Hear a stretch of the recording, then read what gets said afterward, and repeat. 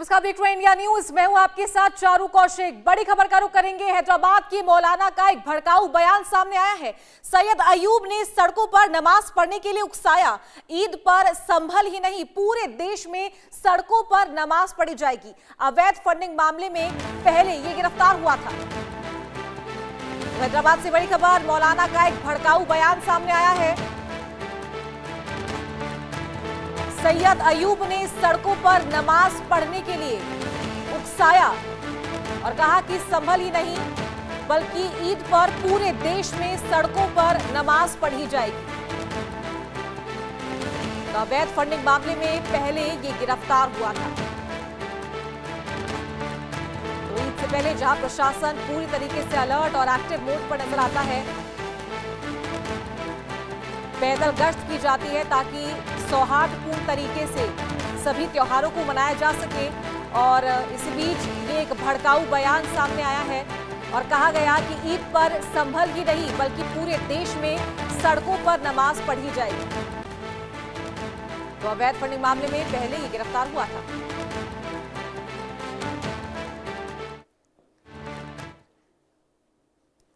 संभल नहीं, पूरे हिंदुस्तान में रोड पर नमाज अदा की जाएगी इंशाल्लाह। ईदगाह फुल हो गए तो रोड पर मुसलमान आकर नमाज पढ़ेंगे। किसी की मां जनी तो इंशाल्लाह मुसलमानों को रोक कर दिखाएगी। हैदराबाद के सैयद अयूब के बिगड़े बोल, सड़क पर नमाज पढ़ने के लिए उकसाया। अवैध फंडिंग मामले में पहले हुआ था गिरफ्तार। हैदराबाद के विवादित उपदेशक सैयद अयूब ने मुसलमानों से पूरे देश में सड़कों पर नमाज पढ़ने की अपील की है। इतना ही नहीं, इसने अधिकारियों को उन्हें रोकने की चुनौती भी दे दी। सोशल मीडिया पर यह वीडियो ऐसे समय आया है जिसमें यूपी में संभल प्रशासन ने कानून व्यवस्था बनाए रखने के लिए सड़कों पर नमाज पढ़ने वालों के खिलाफ सख्त कार्रवाई की चेतावनी दी है। ईद से कुछ दिन पहले ही यह वीडियो सामने आया है, जिसे रविवार यानी 15 मार्च को पोस्ट किया गया था। संभल नहीं, पूरे हिंदुस्तान में रोड पर नमाज अदा की जाएगी इंशाल्लाह। ईदगाह फुल हो गए तो रोड पर मुसलमान आकर नमाज पढ़ेंगे। किसी की मां जनी तो इंशाल्लाह मुसलमानों को रोक कर दिखाएगी। रोड पर नमाज पढ़ने नहीं देंगे। रोड पर नमाज पढ़ेंगे तो हम केसेस बुक करेंगे, हम जेलों में डालेंगे। ये धमकियां दूसरों को दे लेना।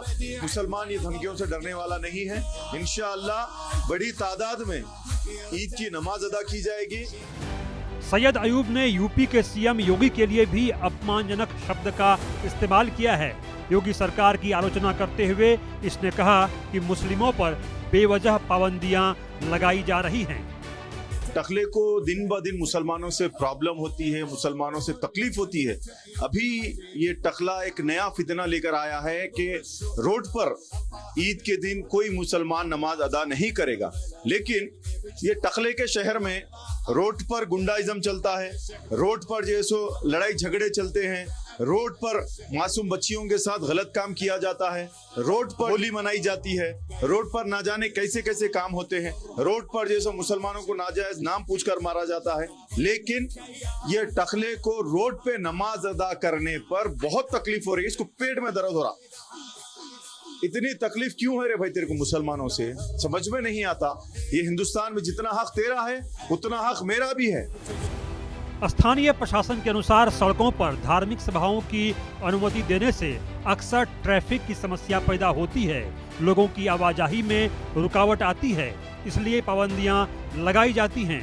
अब ये जानना जरूरी है कि हैदराबाद का सैयद अयूब आखिर कौन है। इंस्टाग्राम पर करीब 20 लाख फॉलोअर्स, 2024 में अवैध फंडिंग धोखाधड़ी के लिए गिरफ्तार हुआ। अयूब पर जनता को गुमराह करने के आरोप लगे थे। गुमराह के लिए सोशल मीडिया प्लेटफॉर्म का उपयोग किया। गांजा संकट का हवाला देकर धन के उपयोग के आरोप लगे। धोखाधड़ी और अवैध धन उगाही के आरोप में शिकायत दर्ज हुई। दानदाताओं को गुमराह करने और उनसे झूठे वादे के आरोप लगे। आईपीसी की धारा 420 के तहत एफआईआर दर्ज हुई। सोशल मीडिया पर निजी बैंक खाते की जानकारी इसने साझा की थी। शिकायत में कहा गया था कि सोशल मीडिया पर अपने निजी बैंक खाते की जानकारी इसने साझा की थी। इसके अलावा अयूब ने हैदराबाद हवाई अड्डे से और बाद में मिस्र से तस्वीरें पोस्ट की ताकि लोगों को लगे कि वह राहत सामग्री लेकर गाजा जा रहा है। इसी तरह 2020 में फंड के दुरुपयोग के आरोप में सैयद अयूब की गिरफ्तारी हुई थी। हैदराबाद टास्क फोर्स पुलिस ने उन्हें उसी एनजीओ के अध्यक्ष सलमान खान के साथ गिरफ्तार किया था। पुलिस के अनुसार दोनों ने गंभीर बीमारियों से पीड़ित लोगों की सहायता के लिए आम लोगों से फंड जमा किए और इसका दुरुपयोग किया। जांच में पता चला कि एनजीओ ने अपने फेसबुक पेज का इस्तेमाल आर्थिक तंगी से जूझ रहे मरीजों के वीडियो पोस्ट करने के लिए किए और जनता से उनके इलाज के लिए पैसे देने की अपील की। इस दौरान एक पुरानी बीमारी से पीड़ित महिला का फोटो पोस्ट किया गया और इलाज के लिए चंदा इकट्ठा किए गए, लेकिन कुछ ही दिनों में अच्छी खासी रकम आरोपितों के बैंक खातों में ट्रांसफर कर दिए गए। पुलिस के अनुसार 15 लाख सलमान खान के बैंक खाते में और 15 लाख सैयद अयूब के एक रिश्तेदार के खाते में ट्रांसफर किए गए। शेष रकम एक दूसरे खाते में ही पड़ी रही। दानदाताओं ने जब शिकायत की तो पुलिस ने धोखाधड़ी का मामला दर्ज कर लिया। बाद में टास्क फोर्स ने हैदराबाद से अयूब और सलमान खान को गिरफ्तार कर लिया। कार्रवाई के दौरान उनके मोबाइल फोन भी जब्त कर लिए गए। हाल ही में सैयद अयूब को दिल्ली के उत्तम नगर में देखा गया था।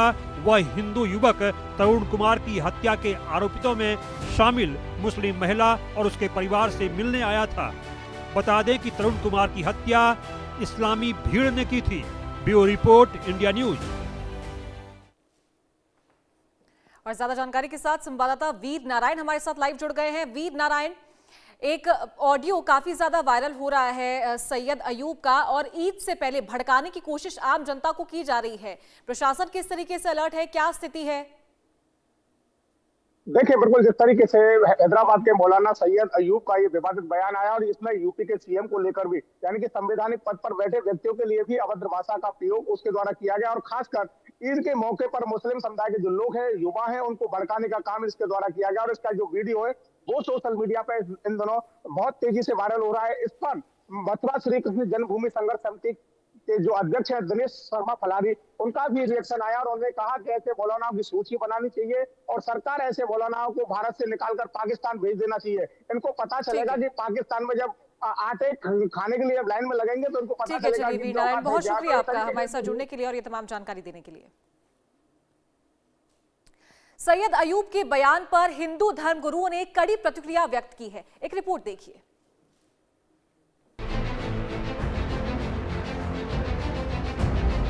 सैयद अयूब के विवादित वीडियो पर हिंदू धर्मगुरु भड़क गए हैं। हिंदू धर्मगुरुओं को लगता है कि जहां यूपी प्रशासन लॉ एंड ऑर्डर को दुरुस्त रखना चाहता है, वैसे में संभल और बाकी जगहों को लेकर अयूब का ये बयान बिल्कुल आपत्तिजनक है। दिनेश फलाहारी महाराज का कहना है कि हैदराबाद के सैयद अयूब को पाकिस्तान भेज देना चाहिए। जब ये पाकिस्तान में जाकर आटे के लिए लाइन में लगेगा तो पता चलेगा। मुस्लिम युवाओं को भड़काने का प्रयास कर रहे हैं, ऐसे लोगों पर कठोर से कठोर कार्रवाई होनी चाहिए।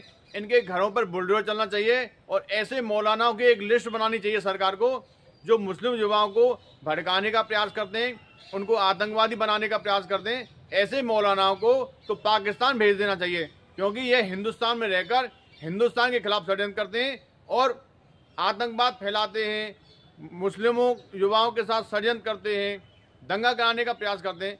ऐसे मौलानाओं पर जब तक कठोर कार्रवाई नहीं होगी तब तक ये लोग मानेंगे नहीं। मथुरा के दूसरे संत भी अयूब के बयान से नाराज दिख रहे हैं। योगी सरकार जो करती है वो सदा अच्छा करती है और धार्मिक स्थल पे और अनुशासन के साथ और धार्मिक स्थल के अंदर ही लेके सीमित कार्य करनी चाहिए। देखिए, एक ही धर्म नहीं है, कई धर्मों के गुरुओं का कहना है कि हर जगह मठ, मंदिर या मस्जिद या गुरुद्वारा या चर्च, तो हर चीज़ हर अपनी व्यवस्थित ढंग से की जाती है। सबसे बड़ी बात यही है कि जो योगी के लिए गलत बोले तो आप बताइए कि आपकी विचारधाराएं कैसी हैं। आप नमाज मंदिर के मस्जिद के अंदर करेंगे कि बाहर करेंगे? एक मौलाना बोल रहा था कि रोड पर नमाज पढ़ना चाहिए। रोड पर नमाज पढ़ने में क्या दिक्कत है?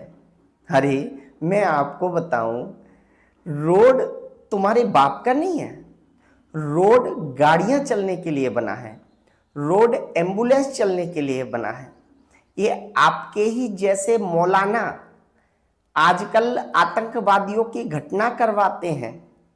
ये तुम्हारे जैसे मौलाना मदरसों में आतंकवादियों की पढ़ाई कराते हैं। दरअसल अयूब मुस्लिमों को सड़क पर नमाज पढ़ने कह रहे हैं, लेकिन अगर बड़ी संख्या में लोग सड़कों पर इकट्ठा होकर नमाज पढ़ते हैं तो इससे ट्रैफिक जाम हो सकता है और वहां रहने वाले लोगों को दिक्कतें पेश आ सकती हैं। इसलिए पुलिस लोगों से कह रही है कि सड़कों के बजाय मस्जिदों, ईदगाहों या नमाज के लिए तय की गई दूसरी जगहों पर ही अपनी नमाज अदा करें। अधिकारियों ने साफ किया है कि पाबंदियां किसी भी धार्मिक गतिविधि को रोकने के लिए नहीं लगाई गई है, बल्कि यह सुनिश्चित करने के लिए लगाई गई हैं कि सार्वजनिक जगहों पर सभी लोगों की पहुंच बनी रहे। संभल के अलावा मेरठ पुलिस ने 15 मार्च को ईद से पहले एक चेतावनी जारी की थी। वरिष्ठ पुलिस अधीक्षक अविनाश पांडे ने चेतावनी दी थी कि सड़कों पर नमाज पढ़ने वालों के खिलाफ सख्त कार्रवाई की जाएगी। उन्होंने कहा था कि नियमों का उल्लंघन करने वालों को पुलिस जांच का सामना करना पड़ सकता है। बहरहाल अयूब इस तरह के बयानों से सुर्खियां बटोरना चाहते हैं, लेकिन अपनी करतूतों के कारण वो जेल जा चुके हैं। अब देखना होगा कि ऐसे बयानों के बाद तेलंगाना की सरकार उनके खिलाफ कोई कार्रवाई करती है या नहीं, क्योंकि ऐसे बयानों से ईद के त्योहार पर लोगों की भावना भड़क सकती है और कानून व्यवस्था का मामला सामने आ सकता है। Bureau report, India news. और इस बीच